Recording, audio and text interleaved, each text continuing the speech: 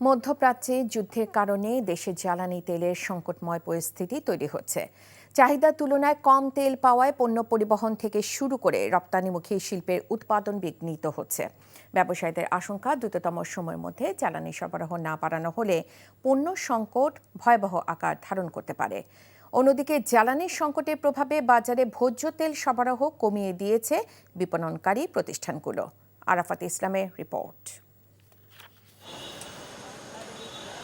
যুক্তরাষ্ট্র ও ইসরায়েলের সঙ্গে ইরানের যুদ্ধের কারণে বিশ্ববাজারে বাড়ছে জ্বালানি তেলের দাম। এমন পরিস্থিতিতে বাংলাদেশ পেট্রোলিয়াম কর্পোরেশন বিপিসি গত রোববার থেকে ফিলিং স্টেশনগুলোতে জ্বালানি তেলের সরবরাহ কমিয়ে দিয়েছে। সংকটের আশঙ্কায় বাংলাদেশেও আতঙ্কিত মানুষ পেট্রোল পাম্পের সামনে দীর্ঘ লাইনে দাঁড়িয়ে তেল কিনছেন। এর সরাসরি প্রভাব পড়েছে পণ্য পরিবহন থেকে শুরু করে উৎপাদনমুখী শিল্পেও। বিশেষ করে ভোগ্য পণ্য সরবরাহকারী প্রতিষ্ঠানগুলোর ট্রাকের জন্য চাহিদা অনুযায়ী ডিপো থেকে তেল মিলছে না। তো আমাদের যে ট্যাঙ্কারগুলো জ্বালানি অভাবে আমরা সবগুলো ট্যাঙ্কার চালাতে পারছি না, ফলে আমাদের মিল্ক সংগ্রহ ব্যাহত হচ্ছে এবং আমরা ডিস্ট্রিবিউটর ঠিকমতো করছি না। এর পাশাপাশি এখন কিন্তু পুরোদমে আমাদের টমেটো ক্রাশিং চলছে রাজশাহীতে এবং রাজশাহী গোদাগাড়ি ফ্যাক্টরিতে এবং নাটোর ফ্যাক্টরিতে। ফলে কিন্তু রিসেন্টলি জ্বালানি সংকটের কারণে আমাদের যারা টমেটো সাপ্লায়ার তারা ঠিকমতো টমেটো নিয়ে আসতে পারছে না।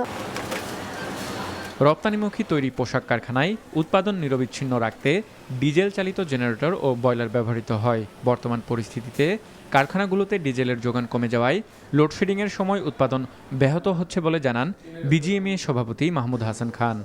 একটা হচ্ছে লোডশেডিং হচ্ছে বেশি, আর একটা হচ্ছে লোডশেডিং হইলেও যে এটা ব্যাকআপ ছিল সেই জায়গাটায় যে জ্বালানি সেটা পাচ্ছি না, তাতে করে প্রোডাকশন ডিসরাপশন হচ্ছে।